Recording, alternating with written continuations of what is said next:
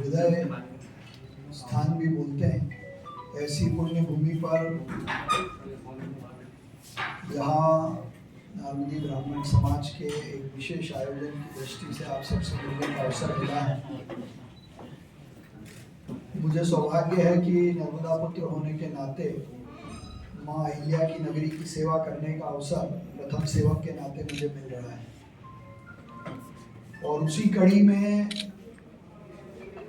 इंदौर की और पूरे मध्य प्रदेश की जीवनदायिनी माँ नर्मदा के नाम से एक भव्य चौराहा इंदौर में हमने बनाकर तैयार किया है, जिसमें माँ नर्मदा जी के उद्गम से लेकर भरूच में उनके समागम तक का पूरा चित्र प्रदर्शित करने का प्रयास किया है। और वही करीब 8 फीट की अष्टधातु की माँ नर्मदा जी की प्रतिमा पहली बार इंदौर में लग रही है।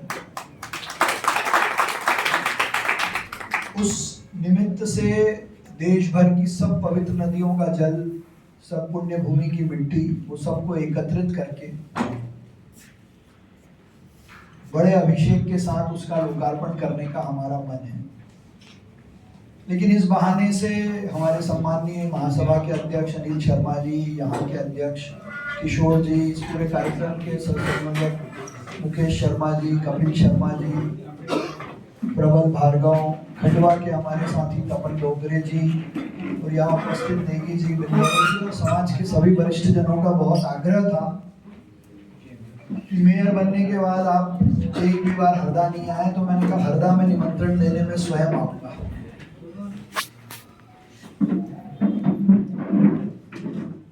माँ नर्मदा पूरे मध्य प्रदेश की जीवनदायिनी माँ है। आदि गुरु शंकराचार्य जी ने महेश्वर के तट पर माँ नर्मदा जी के दर्शन करके ये कहा था कि गंगा के स्नान से ज्यादा महत्व नर्मदा जी के दर्शन का है।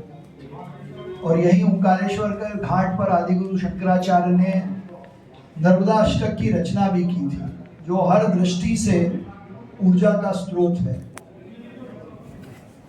और विशेषकर इंदौर, जिसको जीवन देने का काम माँ नर्मदा जी ने किया है। जलूद से करीब 70 किलोमीटर दूर से पानी इंदौर पहुंचता है 3 अलग अलग फेज में।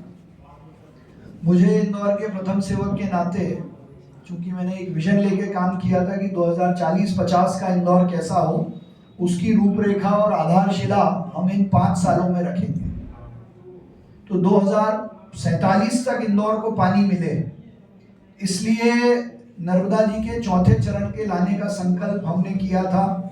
उसकी तैयारी की देश के यशस्वी प्रधानमंत्री नरेंद्र मोदी जी के विजन से, डॉक्टर मोहन यादव जी के मार्गदर्शन और सहयोग से हमारे नर्मदा जी का चौथा चरण, जो करीब 900 mld पानी इंदौर को दिलाने का काम करेगा, उसकी तैयारी की, उसकी प्लानिंग की और उसका टेंडर भी अब लग गया है। तो आने वाले 3-4 सालों में नर्मदा जी का चौथा चरण भी इंदौर पहुंचेगा और करीब 900 mld पानी, जो 2040-45 तक की आवश्यकता की पूर्ति करेगा। तो ऐसी माँ नर्मदा का आशीर्वाद इंदौर पर है, और मुझे सौभाग्य है कि मैं माँ नर्मदा का पुत्र हूँ। और ये जो क्षेत्र है जहाँ हम बैठे हैं, हरदा मध्य प्रदेश के लिए एक अलग ऊर्जा का केंद्र है। हरदा जिले के अलग अलग क्षेत्रों से मध्य प्रदेश को कई अच्छे वकील, डॉक्टर, इंडस्ट्रियलिस्ट, सबसे ज्यादा जजेस इस क्षेत्र से निकले हैं। आने वाले समय में इंदौर केवल देश का नहीं, दुनिया का बड़ा एक केंद्र बन रहा है, और उसी दृष्टि से हम इंदौर का डेवलपमेंट भी कर रहे हैं। चूंकि इंदौर अब ग्लोबल हब है, ग्लोबल नेटवर्किंग का बड़ा सेंटर है, तो सामाजिक दृष्टि से भी इंदौर में आने वाले हमारे स्टूडेंट्स या शिक्षा या स्वास्थ्य की दृष्टि से जो लोग इंदौर की तरफ देखते हैं, उनके साथ संवाद के लिए, समन्वय के लिए, हमेशा उपलब्ध रहने के लिए एक ये प्रयास हमने किया है कि इंदौर में दुनिया भर में रहने वाले नारदी ब्राह्मणों का एक समागम हो। उनकी जो सज्जन शक्ति है, ऐसा ये सामान्यतः हम सब मानते हैं और हमारा विश्वास भी है कि नारदी ब्राह्मण माँ नर्मदा जी के आशीर्वाद से निर्मल और सज्जन भाव से खुद की प्रगति करते हुए समाज और देश की प्रगति की चिंता करता है। तो नारदी ब्राह्मणों की जो भूमिका राष्ट्रवाद के आधार पर भारत में रही है, उसका भी संकलन एक बार किया जाए तो माँ अहिल्या की नगरी में माँ नर्मदा जी के जितने पुत्र हैं उनका एक विराट स्वरूप देखने को मिले। तो अहिल्या नगरी नारदी ब्राह्मणों के स्वागत के लिए आतुर है 11 और 12 जनवरी को, जिसमें 25 अलग अलग देशों के प्रतिनिधि, भारत के अलग अलग कोने में रहने वाले लोगों को हमने आमंत्रित किया है और अलग अलग वर्गों में लॉयर, डॉक्टर, इंजीनियर, एंटरप्रेन्योर्स, एक बड़ी बिजनेस मीट भी वहाँ होगी। करीब 100-125 से ज़्यादा स्टॉल्स लगेंगे हमारे नौजवानों के जिन्होंने एंटरप्रेन्योरशिप में अलग काम किया है, चाहे वो गौशाला चलाने का हो, सीडी और ऐसे कई सारे अनूठे प्रयास करके जिन्होंने अपने आप को स्थापित किया, उनके प्रोडक्ट्स को दिखाने का भी हम काम करेंगे। माँ नर्मदा जी के चौराहे का लोकार्पण होगा 11 तारीख की शाम को और उसी दिन राष्ट्रीय अंतर्राष्ट्रीय प्रतिभा जो है हमारे समाज की, जैसे आवाज जोशी जो अंतर्राष्ट्रीय स्तर पर भी अपने शो करते हैं, तो एक साहित्यिक कार्यक्रम उनका होगा और एक बड़ी प्रदर्शनी इतिहास और विकास की, जिसमें हरदा, खरगोन, खंडवा, भोपाल, इटारसी, होशंगाबाद, इंदौर का धार, झाबुआ, अलीराजपुर की जो हमारी मूल संस्कृति है, उसकी जो कला है, आर्ट है, उसका नृत्य है, उसका साहित्य है। कल मुझे बहुत अच्छी चीज़ मालूम पड़ी, मैं आपको साझा कर रहा हूँ कि जो लोग अंग्रेज क्षेत्र में रहे और उन्होंने जो अपना हिस्ट्री लिखने का काम करते थे, उसमें उन्होंने ये बड़े प्रभावी ढंग से उल्लेख किया है कि नारदी ब्राह्मण जो हैं वो सच्चे देशभक्त हैं और शिक्षा देने का काम करते हैं। तो ऐसे समाज के जो लोग हैं इनके ऊपर विशेष नजर रखी जाए। ये लोग क्रांतिकारी भी हैं, देश की आज़ादी में भी इन्होंने बहुत महत्वपूर्ण भूमिका निभाई है और उसके बाद सृजनशील हैं और कला को आगे बढ़ाने वाले लोग हैं। तो एक बार इंदौर जैसे केंद्र में उनका समागम हो, इस दृष्टि से ये आयोजन हमने किया है। तो मैं आपके माध्यम से हरदा के हमारे सब जागरूक पत्रकार साथियों के माध्यम से पूरे मध्य प्रदेश में निमंत्रण का आह्वान करने के लिए आया हूँ और किशोर जी का, हमारे महासभा के अध्यक्ष अनिल जी का धन्यवाद करता हूँ कि हमारे छोटे से आग्रह पर बहुत जल्दी ये आयोजन और ये व्यवस्थाएं उन्होंने जुटाई है। और मैं आप सबके माध्यम से ये आह्वान करता हूँ कि ये संदेश, ये निमंत्रण हरदा जिले के और मध्य प्रदेश जिले के हर कोने और गांव तक पहुँचे, ताकि 12 तारीख को जो भव्य शोभा यात्रा निकलेगी माँ नर्मदा जी के जल संरक्षण के विषय को लेकर, पर्यावरण संरक्षण के विषय को लेकर, हर इकाई से लोग जल नर्मदा जी के संरक्षण के विषय को लेकर इंदौर पहुंचेंगे, ताकि नर्मदा नदी के संरक्षण का बड़ा संदेश राष्ट्रीय अंतर्राष्ट्रीय स्तर पर जाए। आप सब यहाँ आए, उसके लिए मेरी ओर से आपको बहुत धन्यवाद। आपके कुछ प्रश्न हो तो आप ले सकते हैं। के लोग हैं, एक तो जो लोग अपने अपने अलग अलग कामों से अलग अलग प्रश्न था जी कि इंदौर पूरे देश में स्वच्छ सिटी के रूप में जाना जाता है, तो ऐसा क्या है कि लगातार जो है इंदौर, भाई वहाँ के लोगों की सोच तो है, लेकिन नगर निगम का भी कहीं ना कहीं प्रयास कर रहा है। किस तरह की प्लानिंग करते हैं आप लोग वहाँ पर, भाई कैसे उसको लगातार रखा जाए, क्या उसके लिए विशेष रहता है सब? देखिए, इंदौर स्वच्छता में नंबर 1 का सबसे बड़ा कारण है, एक तो जन भागीदारी। जनता ने सफाई को अपनी आदत बना लिया है और दूसरा उस दृष्टि से संसाधन जुटाने। तीसरा जो हमारे सफाई मित्र हैं, वो सफाई मित्र लगातार मेहनत कर कर उस चीज़ों को मेंटेन रखते हैं। और चौथा और सबसे महत्वपूर्ण, हम अपने CSI को सफाई का टारगेट तो देते ही हैं, रोज का फाइन लगाने का टारगेट भी देते हैं। तो क्या है, जो सफाई की आदत है वो ना बदले, वो बनी रहे, इसलिए नियमित रूप से गलती करने वाले लोगों पर फाइन करने का काम हम करते हैं। तो धीरे धीरे ये आदत बन जाती है। अब जैसे मैं आपको उदाहरण के लिए बताऊं कि इंदौर के बाहर से जो लोग आते हैं वो इंदौर में कचरा नहीं फेंकते हैं, लेकिन वो जैसे ही अपने शहर में वापस जाते हैं तो सड़कों पे कचरा फेंक देते हैं। तो ये आदत बदलने का काम है और ये रोज करने का काम। अभी 7 साल बाद भी हमको कई बार बड़े फाइन करने पड़ते हैं, पर अब लोगों की आदत बन गई है। सुबह कचरा गाड़ी की आवाज से लोग उठते हैं, 6 अलग अलग हिस्सों में कचरा सेग्रीगेट करके अपने घर के बाहर रखते हैं और जब गाड़ी आती है तो खुद उसको डालते हैं।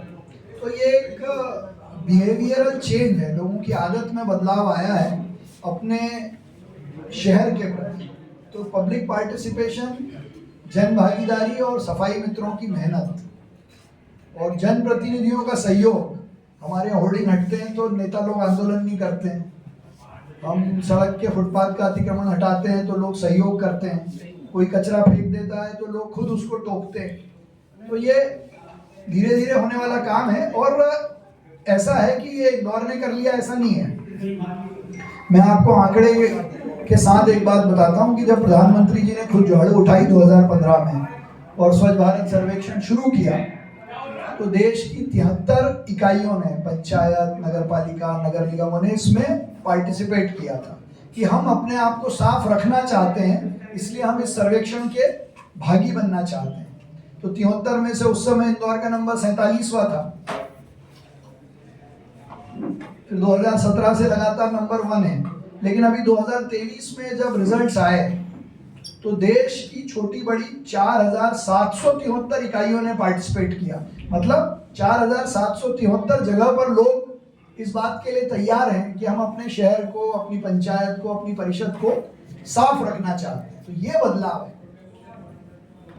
जब आप क्लीन सिटी से तो आती है, लेकिन आज बात मेरे मन की भी है कि भाई जो वर्तमान दौर की राजनीति में उसमें आपका चेहरा भी एक सुरक्षित हो गया है, क्योंकि वहाँ से हम लोग भाई जुड़े हुए हैं कहीं ना कहीं सोशल मीडिया के माध्यम से। आपको लेकर अच्छा मतलब पढ़ने को मिलता है कि भाई एक स्वच्छ चेहरा हो आप वहाँ पर। ऐसे राजनीति के दौर में भी आपके ऐसे लोग आ रहे हैं। भारतीय जनता पार्टी में सब साफ चेहरे हैं। भारतीय जनता पार्टी की ट्रेनिंग ऐसी है कि सब क्लीन रहते हैं। एक सवाल सब उसमें ऐसा है कि जो क्लीन है उनको ग्रीन बनाना है। मुझे एक सवाल है कि हम जो कार्यक्रम कर रहे हैं, समाज का जो कार्यक्रम हो रहा है, तो उसमें हम नर्मदा जी को बचाने के लिए क्या करेंगे? भाई हम लोग बहुत सारा रैली निकालेंगे, पर यथार्थ में हम इसीलिए हम आए कि हमने इकाइयों से आग्रह किया है। जैसे मैं कल खंडवा था, उसके पहले वाले रविवार को खरगोन भी किया, भोपाल भी किया।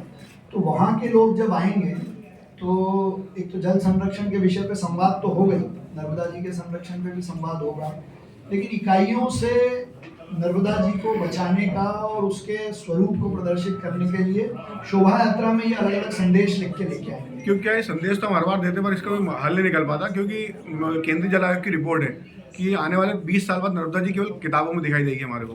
तो हम लोग जो नागरिक निर्माण समाज है, आप उसके हमारे अध्यक्ष भी बैठे हैं, आप भी बैठे हैं, तो हम लोग ऐसा क्या प्रयास करें कि वो नर्मदा जी को हम लोग बचा पाएँ भाई? क्योंकि केंद्रीय जल आयोग की रिपोर्ट है कि 20 साल बाद हमारे बच्चे केवल पुस्तकों में देख पाएंगे नर्मदा जी जो है।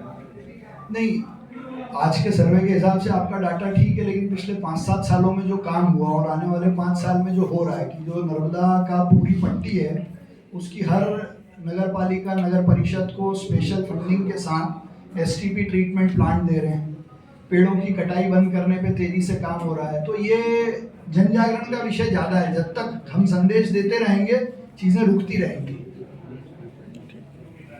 नर्मदा जी के साथ एक बड़ी परेशानी लोग कर रहे हैं, वो ये प्रयास करना बंद कर दें, उसके लिए जन जागरण होता रहे। अभी हमारे मित्र ने पूरी नर्मदा जी की यात्रा की, फिर हमने मिलकर PIL लगाई, उस पे NGT के कई सारे ऑर्डर्स के बाद कई सारी चीजें रुकी, तो उसमें और सरकार को भी आगे आकर रोकने की जरूरत है।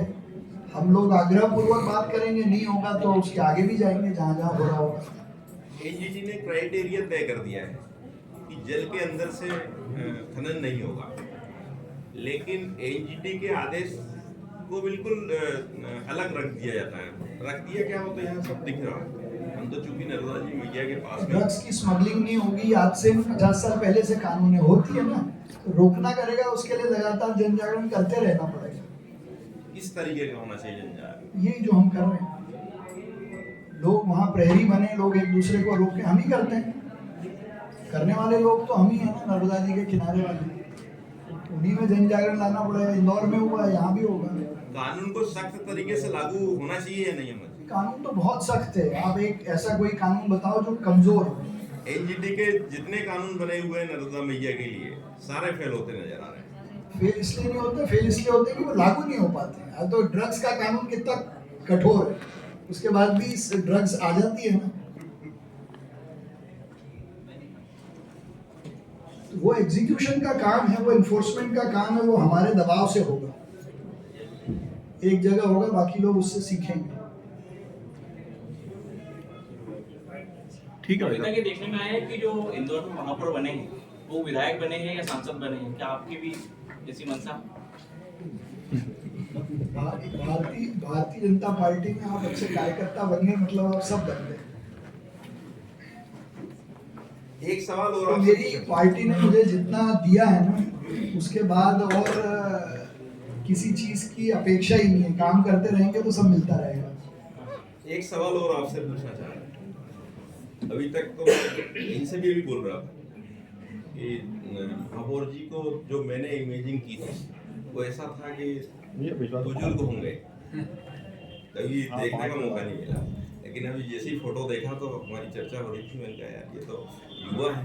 बहुत सिंपल और साधारण टिप है, युवाओं को नौकरी की मानसिकता से बाहर आना पड़ेगा। बस हर आदमी को नौकरी मिले ये संभव नहीं है। तो बेरोजगारी सिर्फ नौकरी से दूर होगी, ये भाव हमको भी बदलना पड़ेगा। हम जहाँ हैं वहाँ जो रोजगार के संसाधन उपलब्ध हैं उनको हम डेवलप करें। इस इंदौर में हमारे एक मित्र हैं यश, वो जो ऐसे लोग हैं जिनको अपने बच्चों के बारे में नहीं पता है, कहीं आए भूल गए, याददाश्त चली गई, ऐसे लोगों की सेवा करने का काम करते हैं और उसको चलाने के लिए गोबर के प्रोडक्ट्स खुद बेचते हैं। तो ये एंटरप्रेन्योरशिप है जो आपको आगे बढ़ाएगी। और आज अभी हिंदुस्तान में दुनिया में हमारे जो यंग एंटरप्रेन्योर्स हैं उनकी बड़ी बड़ी कंपनियां ऐसी छोटी कंपनियों से ही निकली। तो हम नौकरी देने वाले बने, इस सोच के साथ काम होगा तो सब ठीक होगा। I have question.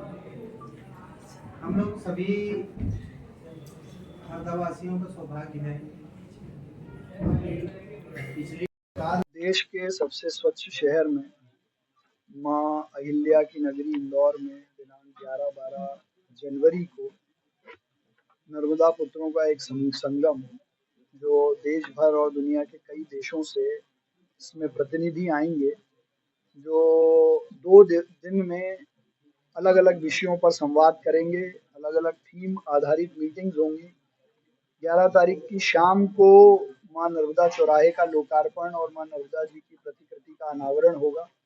12 तारीख को एक बड़ा महासम्मेलन जिसमें नर्मदा जी के संरक्षण, जल संरक्षण और समाज की आने वाले समय में प्रगति किस आधार पर हो, रोजगार के क्या साधन उपलब्ध हो सकते हैं, इन सब पर चिंतन करने का काम करेंगे। तो माँ अहिल्या की नगरी में नारदी ब्राह्मणों के एक विराट स्वरूप का प्रदर्शन है और उसके लिए इंदौर के हम सब लोग हरदा और आसपास के सब क्षेत्रों को निमंत्रण देने के लिए आए हैं। मैं आपके माध्यम से आग्रह करता हूं कि घर घर से लोग निकलकर इंदौर जरूर पधारें।